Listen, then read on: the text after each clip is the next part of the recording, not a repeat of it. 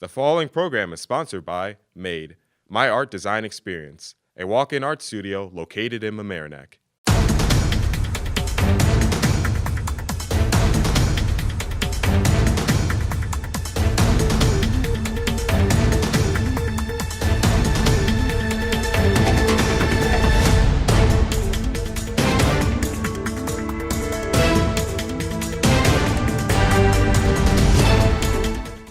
Good evening and welcome to The Local Live. I'm Maura Carlin. Tonight we feature our one-on-one interview with Westchester County Executive George Latimer. On January 25th, LMC TV producer Dina Schumacher and I spent the entire day with George. Now some wonder why we did this.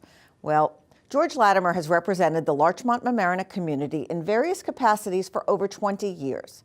In that time, he often seemed to be everywhere, leading some to jokingly speculate that there was more than one George, and we wanted to find out. And we can safely say that, at least on January 25th, 2019, there was only one George Latimer. We began with a breakfast in Tarrytown and ended with this interview in his White Plains office. In between, we attended presentations, meetings, a groundbreaking, and even a couple of meals. Our day with George began at 8 in the morning and ended after 6:15 in the evening.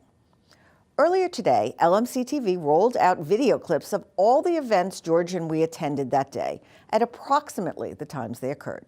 If you missed the clips or you want to see them again, you can find them at lmctv.org. Coming up now is our wide-ranging sit-down talk with the county executive. From the budget and taxes to Playland, Westchester County Airport, and marijuana, we covered a lot of ground. Put out your first budget, $1.9 million spending plan, which is up about, I think, $95 million with a 2% property tax increase. Tell us more about the budget. Why are you spending more? Well, the increase, the single largest piece of the increase comes from us having a new mandate from the state government. It's called Raise the Age. And what Raise the Age means is legislation that was passed in the state legislature previously, where we have to incarcerate 16-year-olds and then ultimately 17-year-olds separately from those 18 years of age and older. And the purpose for that is to try to provide services for 16 and 17-year-olds who've committed crimes, serious crimes, but to try to stop them from a full life of crime. The general thinking is when you have them at that young age in a major prison, then they will just continue and get better at criminal behavior rather than being saved from that. So to implement that plan, that's at least another, in round numbers, $40 million worth of spending over what we did last year. We also had to solve all of the long-standing union contracts. We had the CSEA workforce, 3,200 employees out of the total of the county. Over 60% of our workforce was not working under contract for 7 years. The cost of closing that contract, it was a very modest contract. We got them to accept 2 years of zero, contribution for health care for every employee, things that had not happened before. The cost was still significant, and that cost is part of that additional spending. We've had to move capital projects that have been set aside, laid aside to try to show cost efficiency, but at the end of the day, you wind up deferring necessary projects. It's as if you have a leak in the ceiling of your house and you say, well, I didn't spend any money. Well, you didn't fix the leak. The leak's only getting worse. When you do fix it, it's going to be more expensive. So those things contributed to the additional spending. We had some additional revenue streams that helped us keep our budget to 2%. But we also, while we spent in the budget for things like pension costs without borrowing for it, we did borrow for some other costs, and we have a couple of one-shots in there, all of which could disappear if we get additional non-property tax revenue from the state, which is what we'll try to accomplish this year. But in terms of balancing the budget is balanced. It's at a 2% tax level, which is at below actually the tax cap number. That 2% is less than the increase in Putnam and Rockland counties. It's less than many of the municipal budgets, who are above 2% in the city of Rye and in some of the other towns and cities and villages. So I think we did a very responsible job. And it's not that I think in political terms all the time, but people were afraid that a Democratic administration is coming in and they equate Democrats to taxes. And here we are in our first budget out of the box. We keep it under 2%, which I think is a very responsible number. So it is a tough and a tight budget, and we won't be able to continue to do this if we don't get other revenue. On the other hand, people say you've increased taxes 2%, even if it's 2%. Should people expect an increase annually? I think I think practical reality tells people that you cannot go year after year after year with no additional revenue. Only a person who's thinking ideologically thinks that you can maintain your workforce. No increases, that's not possible. You're going to maintain your physical plant with no additional spending, that's not possible. That's ideology talking. When somebody's upset after 7 years of no tax increase, and that 2 years after that we've been able to moderate it at the tax cap level of 2%, I think that's a very responsible job. And I would debate anybody who thinks that what we did was not prudent.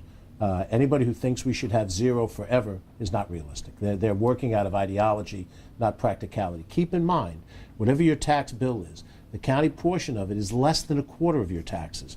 Over 60% of it, almost 2/3 of it, is your school taxes. That's the significant portion. So when somebody says to me, oh, I pay $20,000 a year, you raise my taxes 2%. If you pay $20,000 a year, you're paying about $4,000 of that to the county.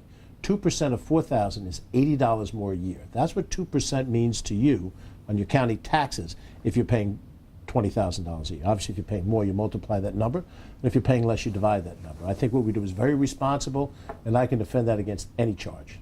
But going forward, should we expect increases in property tax? Well, look, I think you have to ask yourself, what has happened over the last 7 years? Look around. Go to Playland. Tell me if the lack of investment in Playland was wise or unwise. Tell me if the Bronx River Parkway, the road surface of the Bronx River Parkway, was it wise or unwise to go year after year without improving that physical plant? Tell me, is it wise or unwise to decimate our police force so when you walk through a county park, you're not sure if there's a county police presence in that park at that time because we've cut back on the number of people and the number of patrols.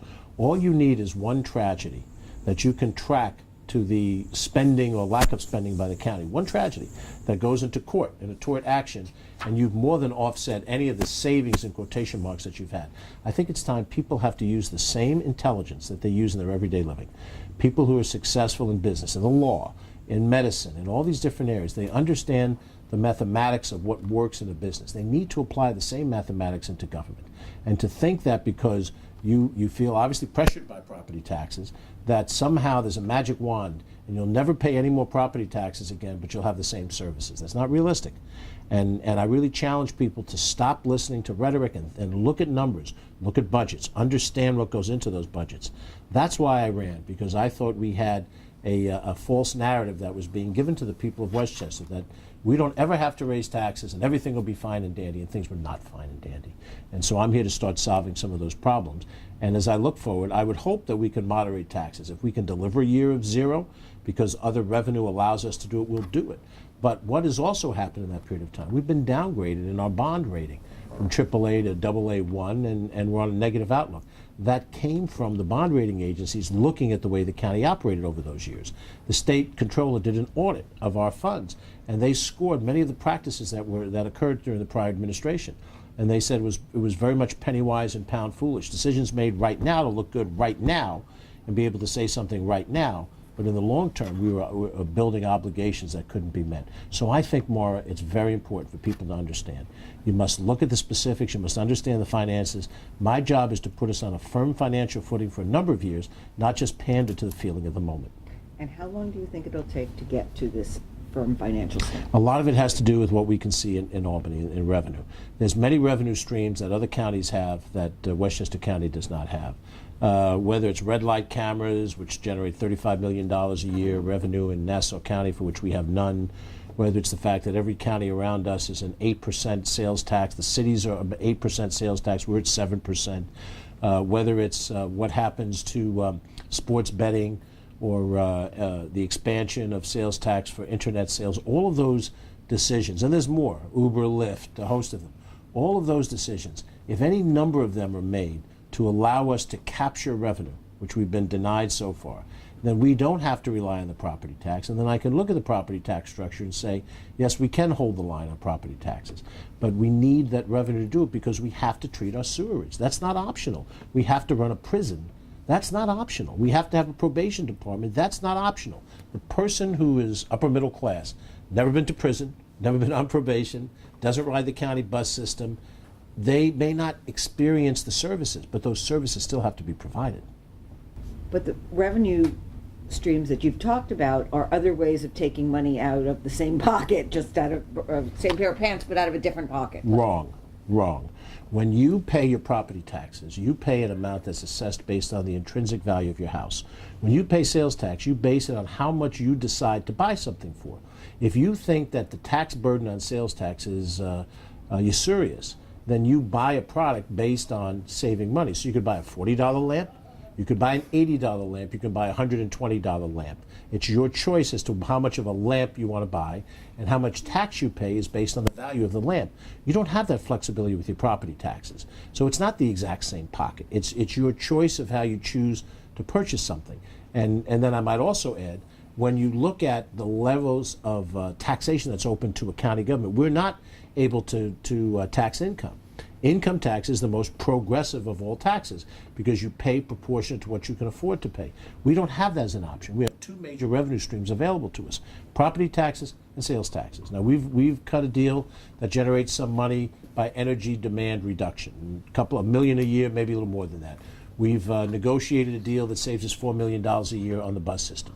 We've come up with a deal with Airbnb to get them to contribute as they would if they were a regular hotel. That may be a few $100,000 a year. So we're being creative in non-property tax revenue. But your two major revenue streams are property taxes and sales taxes as relates to the county government. And if the state is mandating us to do certain services, and if the federal government mandates to do certain services, we can't cut those services out. So I think people, again, I repeat what I said before, and this is not an insulting comment. This is a practical comment. People will not look at a budget. They won't try to understand it. They'll just say, what's my taxes? And once you tell them the magic number, then they don't want to vote any more attention to it. But it's essential that you do that. This democracy has been pivoted on the fact that the Founding Fathers expected us as citizens to understand and care about the choices and participate in the choices. The Founding Fathers did not intend for us to say, tell me what I'm going to get out of it, and then don't bother me again. That is not how you have a democracy. That mindset leads to a totalitarian government, and that's what we see in other parts of the world, and we reject that. So I'm a very practical guy. You see me around the streets of Larchmont and Mamaroneck, people remark, I see you everywhere. Talk to me. Let's talk sensible dialogue to each other. I don't care if you're Republican, conservative, liberal, Democrat, anything in between.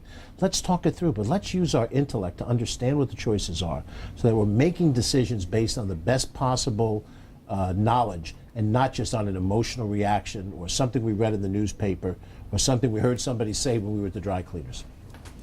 Is there a concern about a decline in the property tax revenues to the county because of declining property values due to the removal of the SALT deduction? I think that's a legitimate fear. I think what the federal government did was punitive, and they did it for political reasons. They know that the states that are most hurt by this are the states that have the greatest amount of services to their population. When somebody says, well, the taxes are higher in the north than they are in the south, well, that's true, because in the north you have mass transit. You have commuter rail that gets people in and out of New York City efficiently. There's no mass transit like that in Houston, Texas. There's no mass transit like that in Charleston, South Carolina. So those states provide a lesser degree of services, and they have a lesser degree of taxation. But by the same token, New York City and the suburbs outside are the economic engine of this country. If you play with that, as the federal government has, and they did it for ideological reasons, we are blue states. The current administration and the former complete control of the Congress were from red states. And they saw an opportunity to shift resources from blue states to red states. Why? Because you didn't win the last elections. So we get to make the rules. And in changing the rules, what we've done, and we haven't seen the full effect of it, but you wait until people start filing their taxes come April 15th, and they're going to see all of a sudden it's going to be a shock. And that shock isn't because of the level of taxation that our state or our local government has. It's because the federal government's changed rules that were in effect for 100 years. 100 years of having that deduction and making decisions rationally based on that deduction. Changed because of politics. And I think the reaction is going to be very negative, just as it is on the government shutdown, just as it is on the ripping apart of immigrant families at the border, taking kids and parking them 1,500 miles away from their parents. There's a lot of decisions that have been made in Washington that weren't made with a pragmatic mindset. They were made with an ideological mindset. And they satisfy a minority that exists in the country that has some very strong views. But that is not the majority of the country. And those decision-making, SALT being one of them, is going to directly negatively affect Westchester County and the people who live in it. One of the proposals you have for increasing revenue is the sale of parkland, parking area by the county center near the Bronx River, I believe for $23 million. Can you explain how that differs from your predecessor's proposed one-shot asset sales? Well, it's a big difference in terms of the specific proposals that were on the table. It is a one-shot revenue in the sense that when the transaction is made, it gives us a revenue for this budget that won't be replicated in the future budget. And you'll note that I said both at the time I released the budget and again now that I don't have to make that transaction if we receive sufficient non-property tax revenue from our efforts in Albany. But that was put in as a placeholder. What we're doing is fundamentally different in this fashion. We're taking an asset that is currently a parking lot.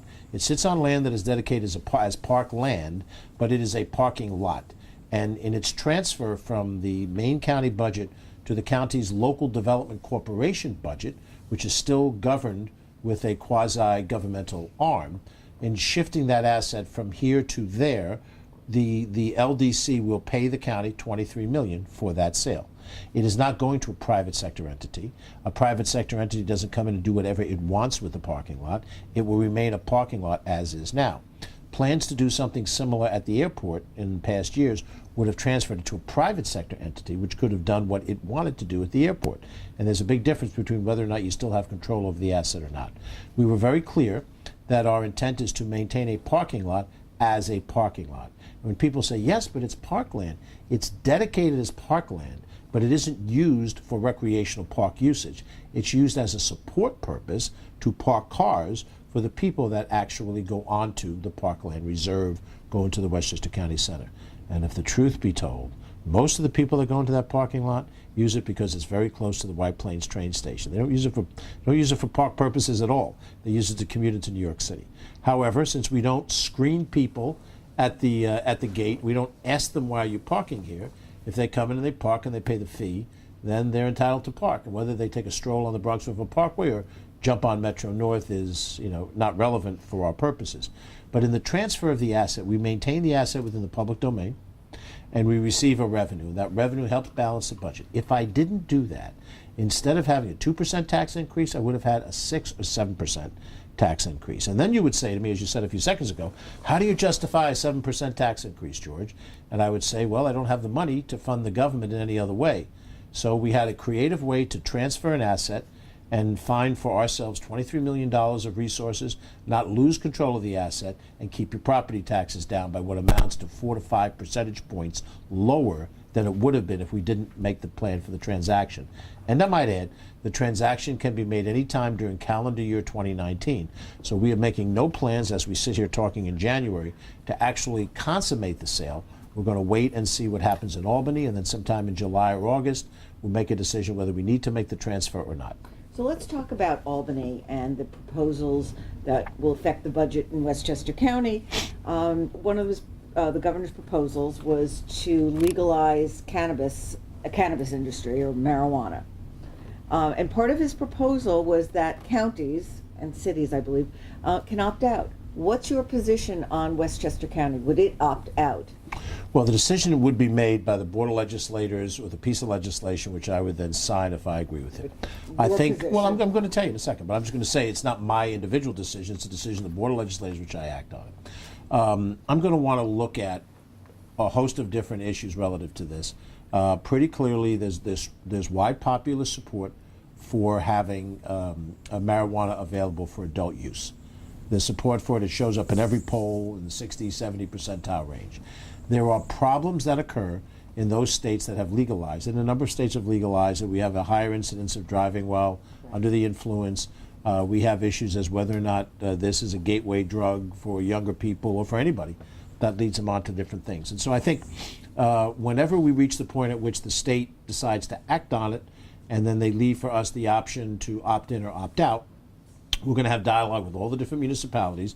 Part of the discussion is that local governments may be able to opt in or opt out. I don't know how that works if it's legal in Larchmont and not legal in Mamaroneck Village and legal in Rye and not legal in Harrison, but that may be what the bill entails. We'll have to see when we see the specifics of the finals of it.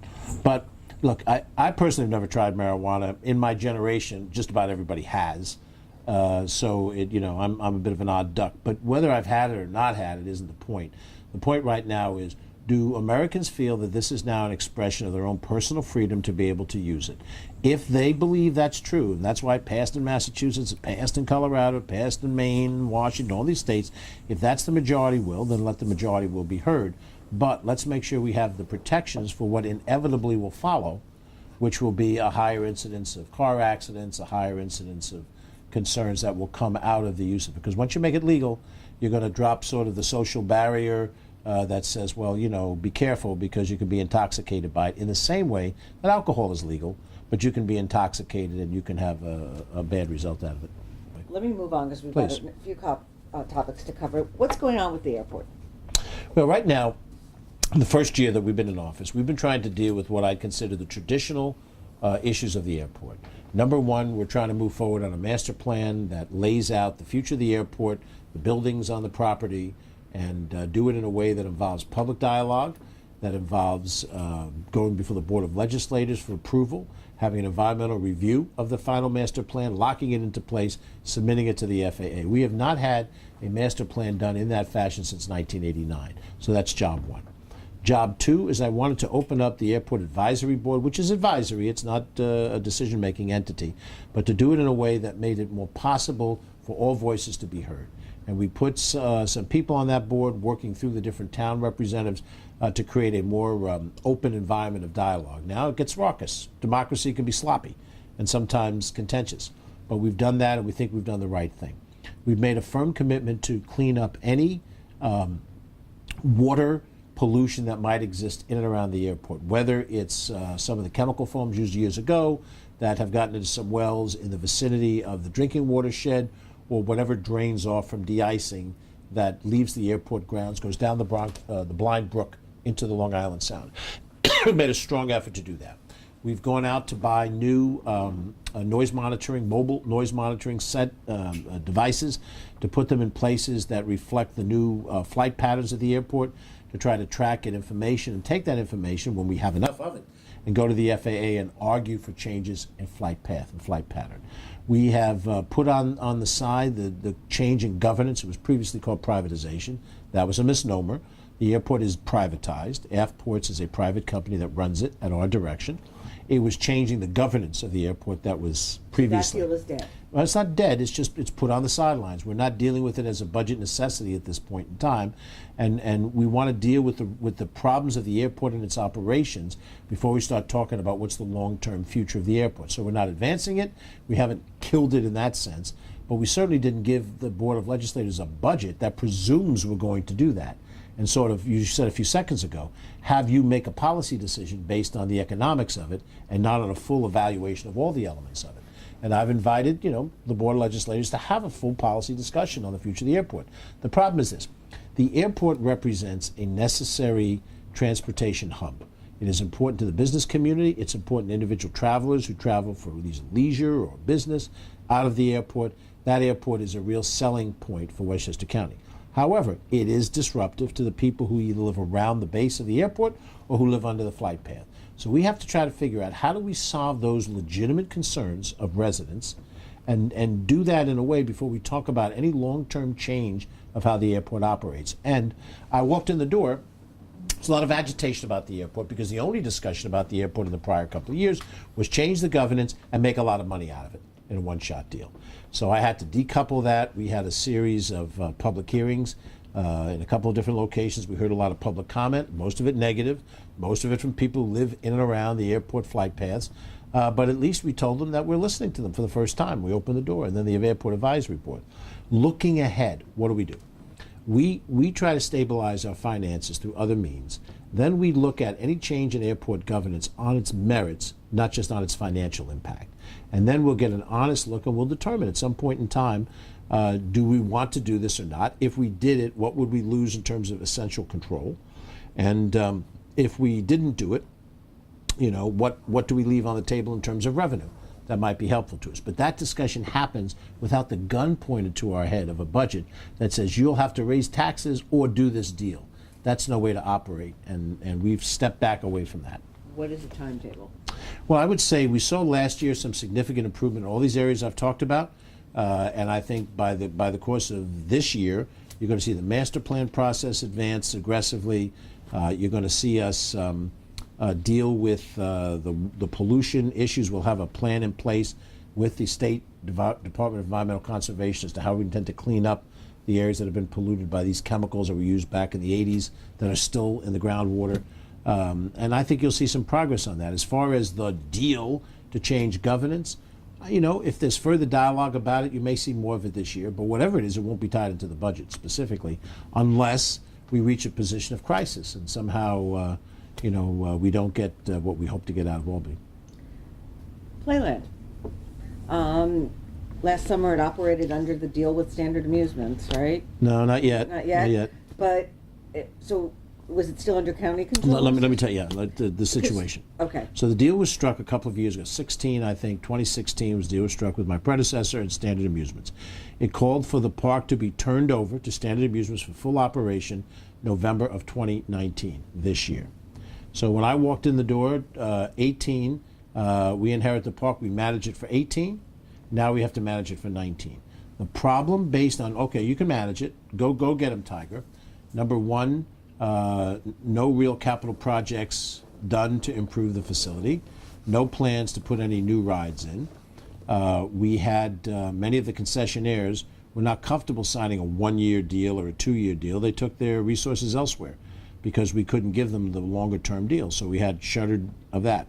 We had a bad run of weather, which is not the sole reason why we had a bad year, but if you may remember, during the course of the late spring, summer, a lot of rain on a Friday night, fair bit of rain on the weekends, and even if you just get a crack of thunder at 5 o'clock at night, that's enough to have people say, I don't think I'll go. I'll go to a movie or something else. So we've had a rough 2018. We have plans to run the park more and market it more aggressively in 2019. It's still our responsibility. We intend to raise the number of people that walk through the door and raise more revenue with it. We intend to advance the projects that we all have to do another either event, and we're continuing our discussions with Standard. We issued a report last year by John Nona and Joan McDonald, and in it they raised significant concerns about the deal that was struck. Now, there is a deal in place, and you don't just blow up a deal unless you're prepared to go to court and fight it out in court. We're trying very hard not to have that be the case. And I have respect for the Standard Amusement folks. I don't think they did anything wrong. I think the county's position previously was indefensible. They basically didn't want the asset, and they did, in essence, what they could to devolve the asset on the belief that we shouldn't be running an amusement park. Well, the decision to run an amusement park was made in 1928, not in 2008. And so we have inherited something from our parents and grandparents and great-grandparents.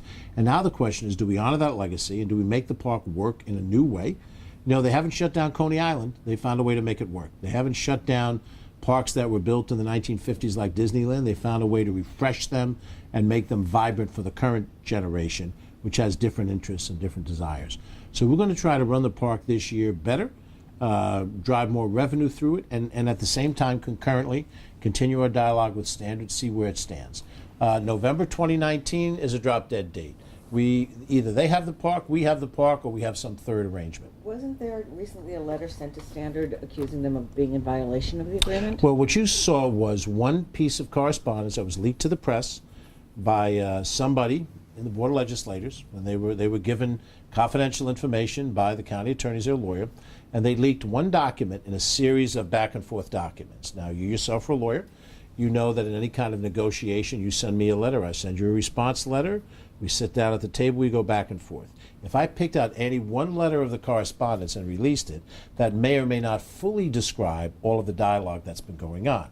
What was sent was a letter that was part of a chain of dialogue, and that dialogue continues on. And where in the chain was that particular letter? Well, it was fairly early on in the back and forth between the two. And you also know that in any negotiation, let's say you had a used car, and you're selling me a used car, I'm a potential buyer. You're going to say the car goes for $3,000. That's your opening bid.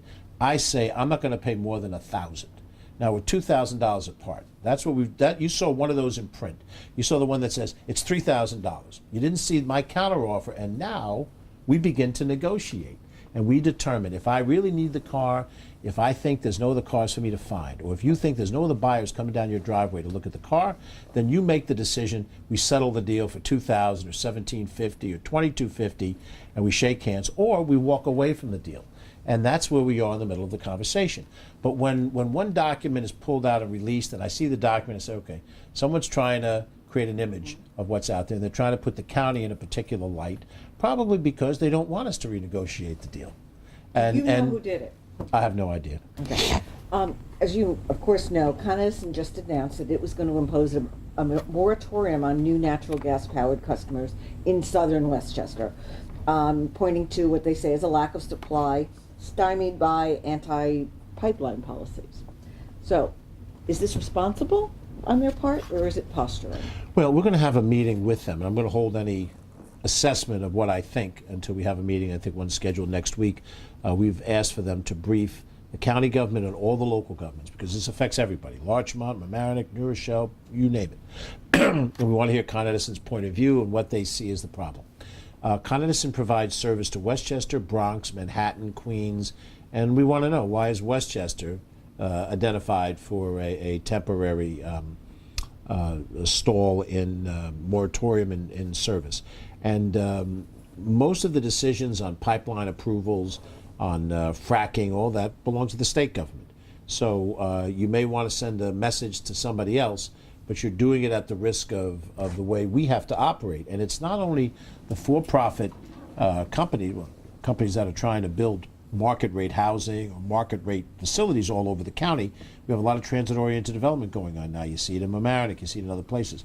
That will come to a stop if there's no access for new hookups. But we don't control that.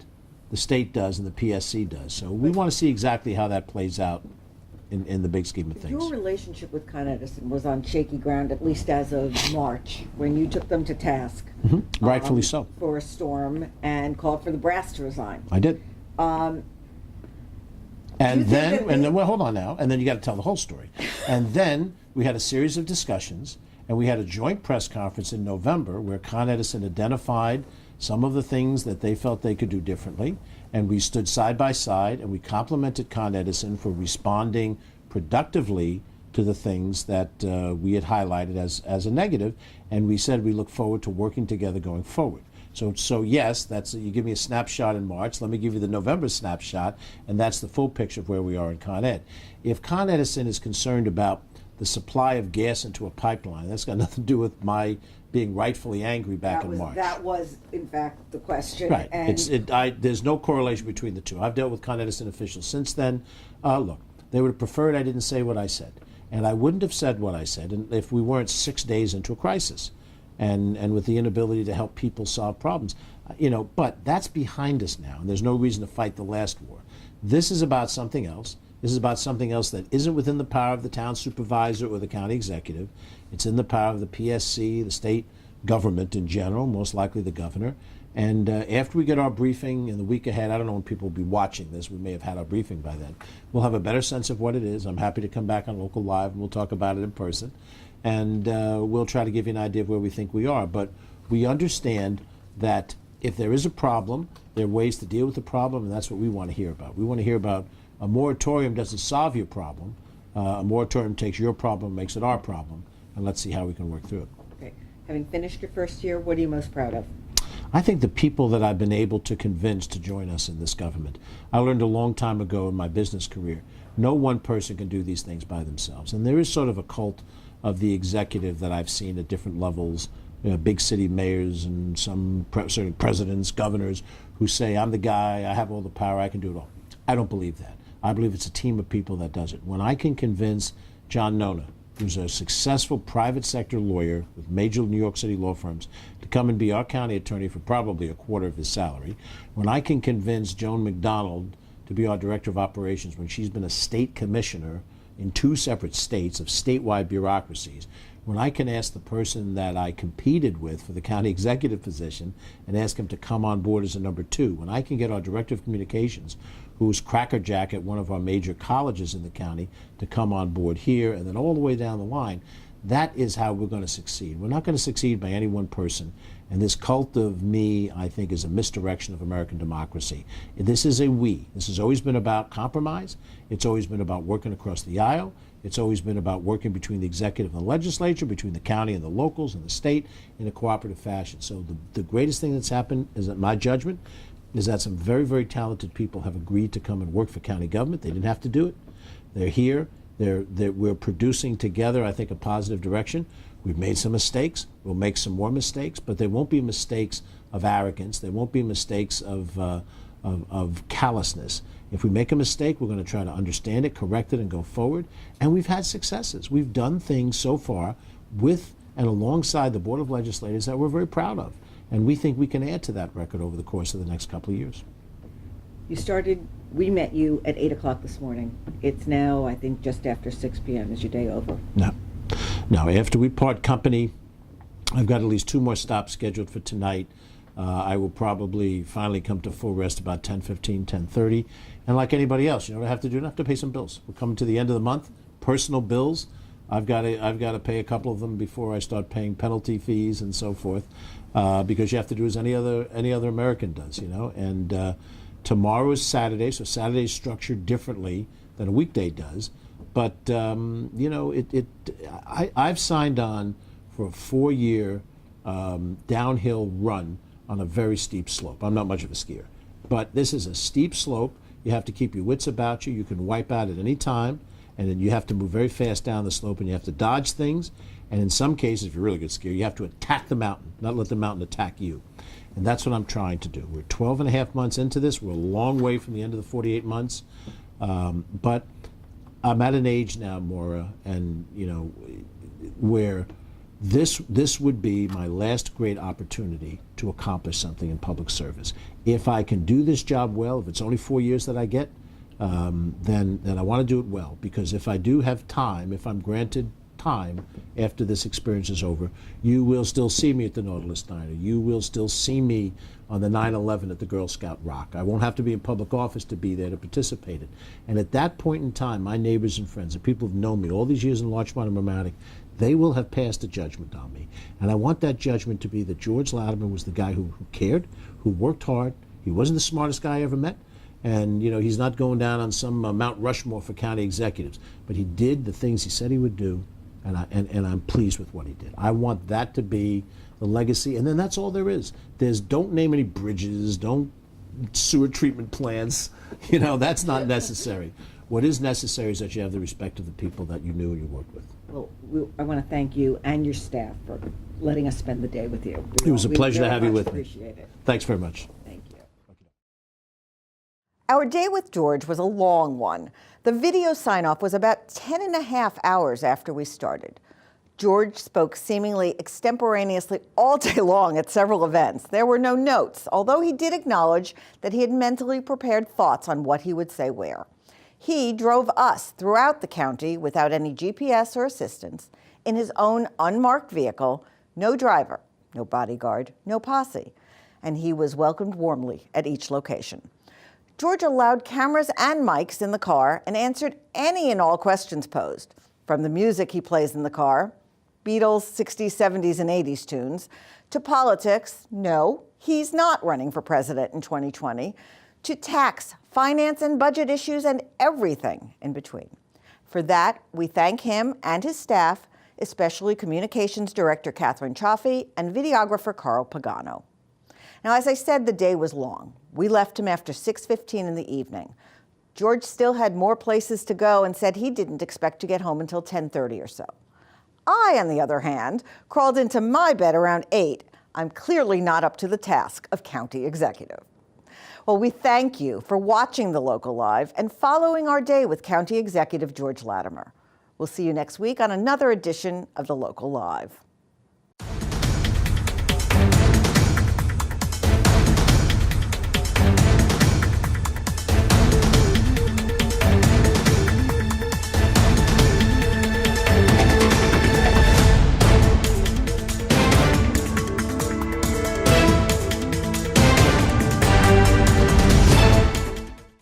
The following program is sponsored by MADE, My Art Design Experience, a walk-in art studio located in Mamaroneck.